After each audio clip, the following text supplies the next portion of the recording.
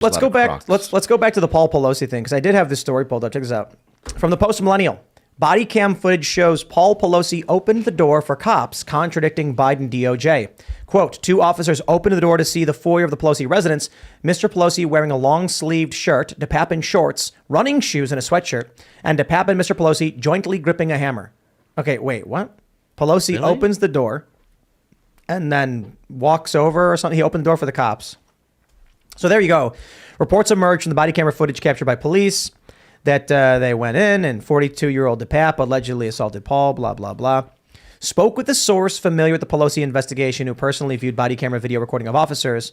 And the body cam video shows Paul Pelosi opened the door for police despite the DOJ saying otherwise. Now, why would the DOJ lie about this?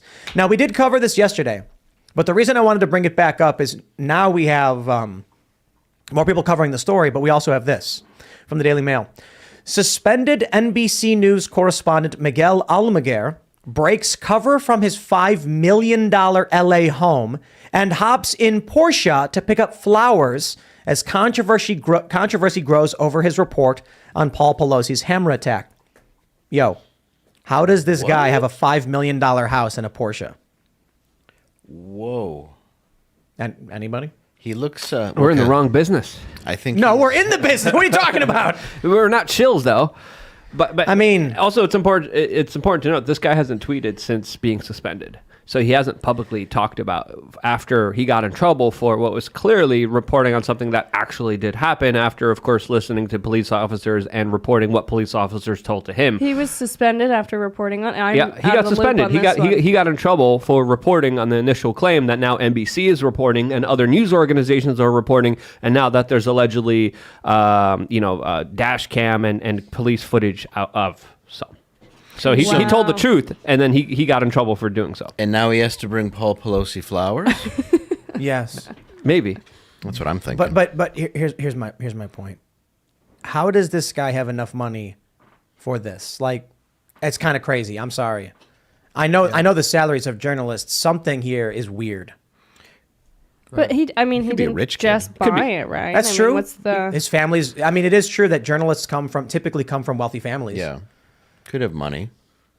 Could also... Maybe he invested well. Yeah. Sure. He could have gotten, $2 a word for an article once and really put that into FXT.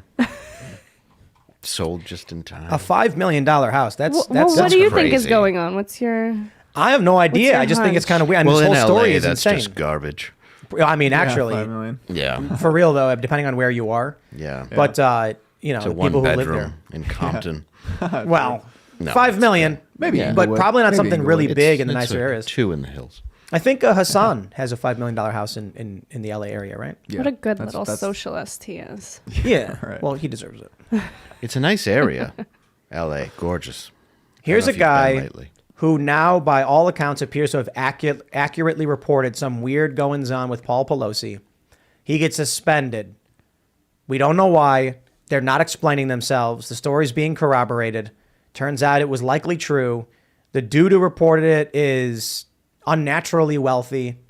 I mean, look, if you were a cop and you were investigating something like this, you'd be like, how does a guy who is like a journalist afford all of these things? Sure, I mean, maybe he comes from a rich family or something like that. I just think it's kind of weird.